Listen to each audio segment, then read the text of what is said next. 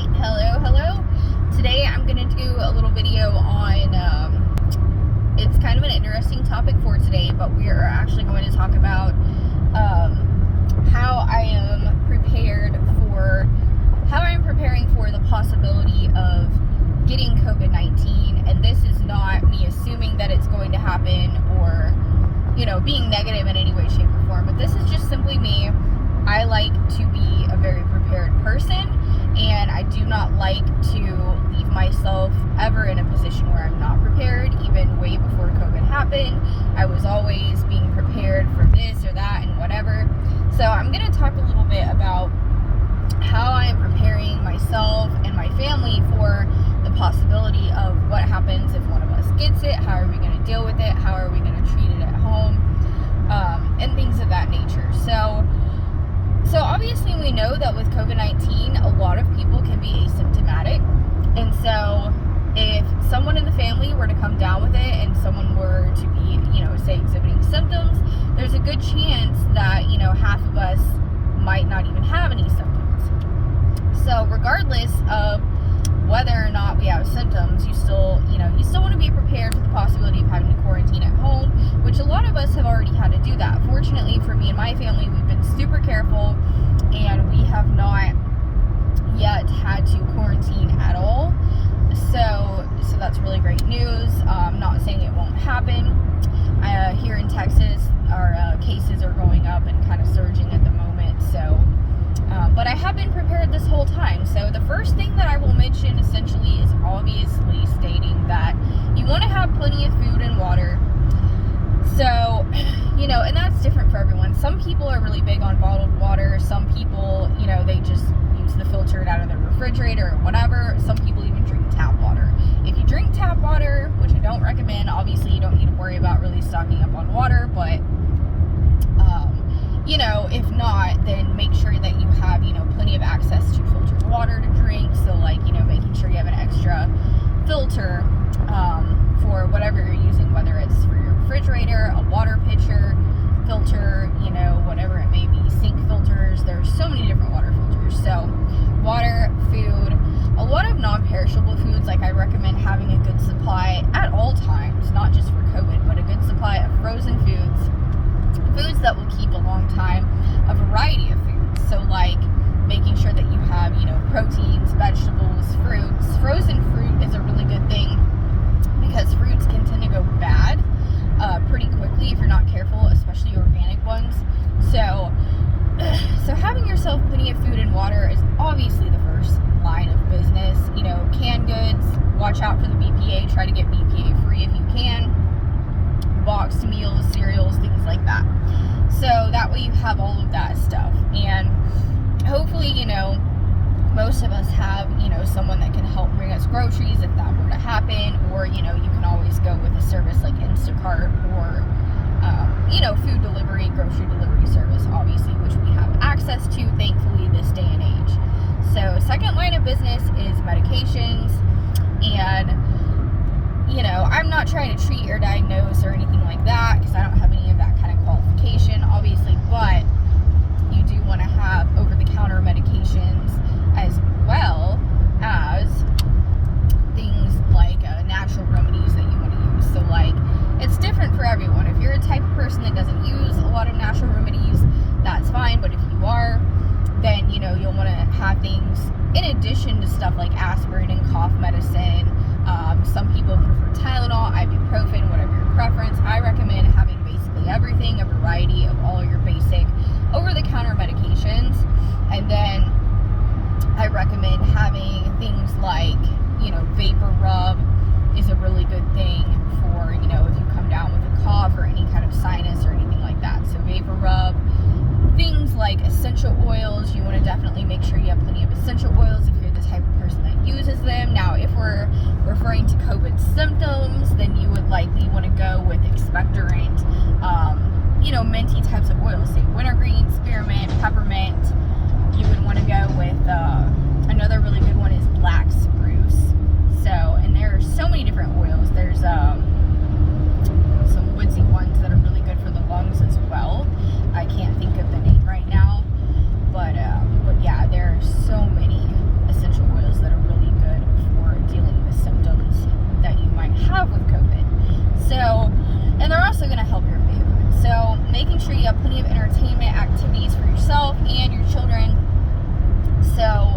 not just on your electronics, but things like maybe some board games, things like, drawing, coloring supplies, etc. So that's just, if you have kids, think about stuff like that, which most of us have thought about stuff like that. But so then, you want to think about different herbs. Now, I'm going to go ahead into some of the natural remedies that I recommend and what I plan to use if anyone in my family comes down with COVID and has symptoms. First off, a nebulizer is always a good thing to have. My older son has asthma, so we have a couple of these nebulizers at home. And according to my research, a lot of people have been using colloidal silver and colloidal precious metals, a few drops in their nebulizers, and it is showing a massive reduction in inflammation in a lot of studies and people that have done this. So I do have things like colloidal silver, colloidal gold.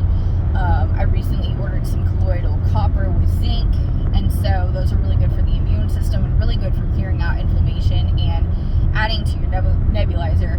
So, and that's controversial. A lot of people don't agree with it, but the way I see it is, I just personally don't think that it would hurt to put some, colloidal silver or gold into your nebulizer and breathe it in and help reduce that inflammation. I actually think that's a really good idea. So that's one huge thing that I will be using. And of course, just taking multivitamins and having other herbs on hand as well, like organic cough drops, expectorants, things like guaifenesin, which helps you to, that's a drug that helps you expectorate mucus. And then thinking about other things like lobelia is a really good herb for the lungs. So lobelia, there is, what else is really good for the lungs? There are so many herbs, so many supplements that are great for that. But eucalyptus is a big one, essential oil, tea, keeping some teas on hand that are really good for the lungs and your bronchial health as well. So another herb that I've recently ordered is called coltsfoot, and I have not started taking it yet, so I'll have to let you know kind of how that goes. But coltsfoot is really good for lungs and bronchial health, respiratory health in general. So yeah, there are a lot of things. The list really goes on and on, but you can do your own research and just kind of, get yourself a little bit of a storage of some herbal, teas, some herbs in general that you can use, some, precious metals that would be, good to nebulize, and things like that. Things that will help you, like maybe some Epsom salt to go in your bath. You can get like eucalyptus bath bombs, eucalyptus bath salts, things like that would really be beneficial as well. So, and another thing is having a humidifier. I always recommend a humidifier. So, and if you don't have a humidifier, then you can use your shower or a pot of, boiling water. You can do a lot of different things, and you can look into that. But, so those are more of the natural herbal type of things that I would recommend. And I also recommend, if you were to get COVID, I would recommend staying as active as possible. And like I say, I'm no doctor, so I can't, legally give you any kind of advice, but this is just me. This is what I would do, and this is what I would recommend to my friends and family and anyone that I know personally to do. So I've noticed every time I get sick, the more active I am within reason, the better I will get. And you do need an even balance between rest and activity, but if you just lay around and do nothing but just lay there, a lot of times it can prolong your healing process. So, and this is just my opinion, but just from what I've seen in my personal experience. So, and then lastly, I'm going to talk about how we are dealing with our health in the family and taking care of ourselves to prepare for the possibility of having to fight a possible COVID infection. So, I want to talk about that a little bit as well. So when it comes to the possibility of anyone in the family getting a COVID infection, you know, we think about these things ahead of time. And so we've been taking super good care of ourselves physically and mentally. So I have been throwing in meditation for myself, which I have not, you know, always done, but I have been meditating a little bit every day, which has been really helpful for stress management. But the number one thing is really diet, having a healthy diet, eating as clean as possible, avoiding artificial ingredients, and then secondly, exercise, hydration. You don't have to do super heavy exercise every day. It can be something as simple as a walk, something as simple as yoga, you know, Pilates, whatever you want to do. But some kind of physical activity every day, I highly recommend. I think it's so important for your overall health in general. So, and then obviously a vitamin and supplement regimen. Everyone in the family is taking a multivitamin, and everyone in the family is taking something extra. I do a lot of, for the kids, I give them like little syringes of agave nectar, which agave is really good for the lungs and the respiratory system in general. And so, and then I'll do like a little bit of maple syrup sometimes, like organic maple syrup, which is also really good for the sinuses. And then I'll do some honey. So honey is another thing. So, and honey is like an antibacterial, it's antiviral. It's very powerful, you know, and you can always do like honey and lemon tincture, but you know, my kids they like the honey, they like the maple syrup, you know, and they don't realize, you know, this is for your health, but you know, and you want to use that in moderation because of the natural sugar in there, but that's just what I do. And so yeah, so I drink herbal teas every day, and hydration is super important. You want to make sure that you're getting all your vitamins, minerals, your micronutrients. So personally, I always, you know, you guys know I take a whole bunch of different supplements. I always do my research first, but yeah, I'm taking colloidal platinum right now, and my older son that is 5, I give him a drop of the colloidal platinum every day as well, and that is really good for endocrine health, immune system health, and respiratory health. It's good for a lot of things, but colloidal platinum is a precious metal that I've been taking for a while now, and so it's, you know, it's harder with kids giving them supplements because you have to be a little bit more careful, you know, because they are children, and you have to really do extensive research beforehand, and obviously they're a lot more picky when it comes to taste, and they can't take pills, so you know, and you have to modify that dosage as well, so you want to be mindful of all of these things. This is just what I do. So people have definitely judged me for it, like, oh my gosh, why do you give your kids supplements? And it's like, well, because I care about their health, and I want to give them the best possible health that I can, you know, because this is my family, and I know how much supplementing has changed my life and transformed me physically, mentally, emotionally, and even spiritually. So I feel like, you know, giving your children the healthiest start in life that you can, and instilling and starting, you know, a supplement regimen, you know, a vitamin regimen at such a young age is so incredibly beneficial for them. So yeah, and the younger they are, the harder it is, because you have to be more careful and more mindful, and all of that. So the older they get, the easier it gets. So, you know, like what I do for my younger son is a lot different than what I do for my older son. You know, they're almost 4 years apart, not quite. So yeah, so exercise, supplementation, as far as preventative, hydration, drinking plenty of good filtered, clean water, making sure your electrolytes are in check. So, you know, trying to maintain the healthiest weight that you can.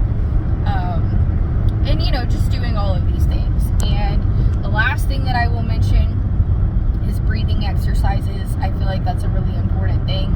So I know this sounds really funny, but like for my kids, what I do is I have them do like bubbles, because they don't realize that they're actually exercising their lungs when they are blowing their bubbles. So I have them do bubbles every day for a few minutes. So that way it kind of gives them a little bit of a lung exercise. So in addition to my daily workout,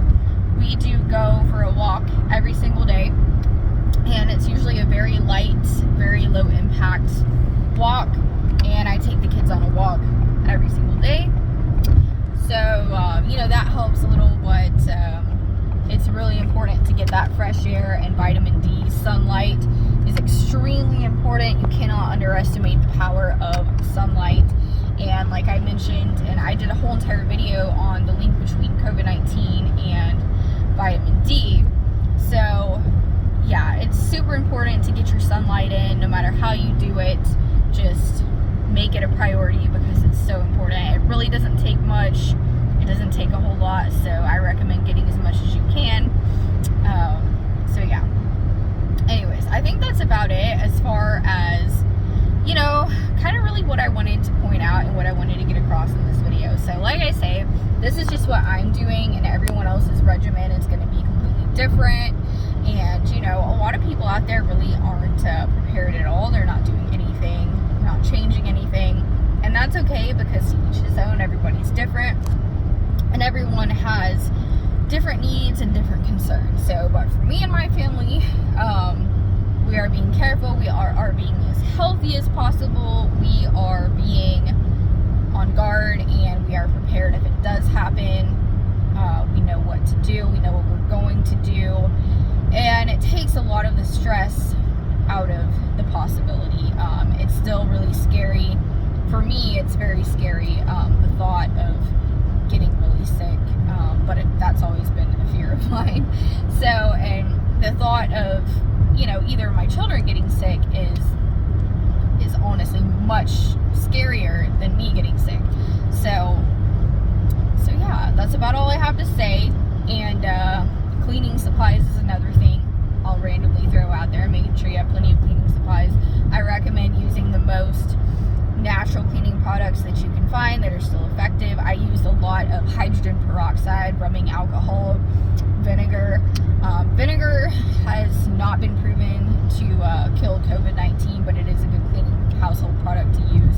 So, but yeah, plenty of rubbing alcohol, hydrogen peroxide, things like that, disinfecting wipes, and trying to go as natural as possible and as eco-friendly as possible. So I hope this helps, and these are just my tips. These are just what I'm doing, how I'm preparing, and you know, keeping us healthy while also preparing for the possibility of what do we do if it happens, if we get COVID. So yeah, I'll see you in the next video. Thanks, guys.